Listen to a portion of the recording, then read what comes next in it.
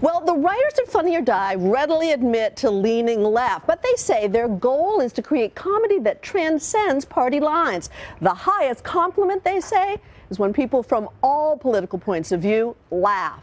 Funny is their mantra. Take a look.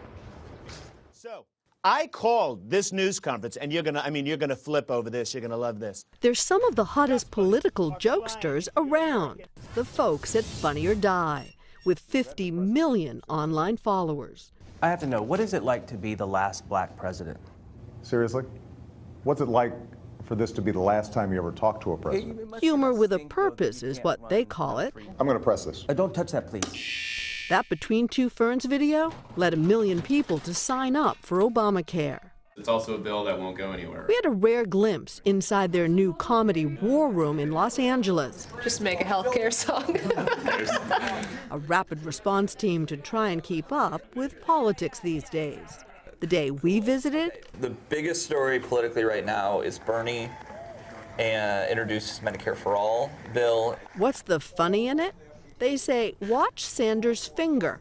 He makes a lot of good points. It's clear as day. He's typing out socialism, Morse code. He's doing Morse code for socialism. Look at the finger. They take their political funny very seriously around here. Because politically it's still difficult. And one of their secret weapons is this guy. It's such an amazing resource to be able to go to David and say, I don't get why these things, how these things came together, why they happened.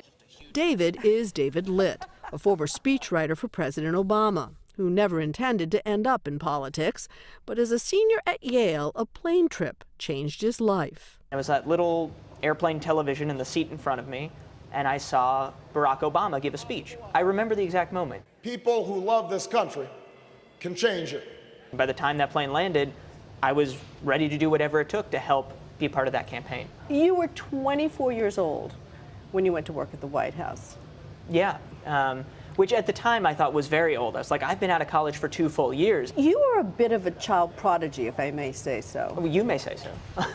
Okay. Could have gone to college at 12, 13. Yeah, I'm glad I didn't, but yeah.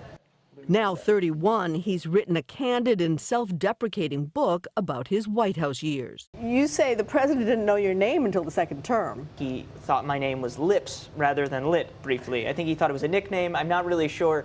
But the thing is, when the president of the United States gets your name wrong, you can't correct him. I mean, he's got more important things to do. So I was like, all right, Lips it is. For 4 years, Litt was in charge of one of the president's most high-profile annual speeches, the White House Correspondents' Dinner. I want to especially thank all the members who took a break from their exhausting schedule of not passing any laws to be here tonight. The process involved some dozen writers and 600 jokes. 600 jokes for one speech. It's 600 jokes for one speech, and maybe that speech would end up with about 30 jokes in it. And so it was a very selective process. According to Litt, presidential humor can play an important role. There's 2 things to me that jokes can do for a president. One is, it's just a reminder that this person is human. I'm just a person, I make mistakes, and so self-deprecating humor can do that.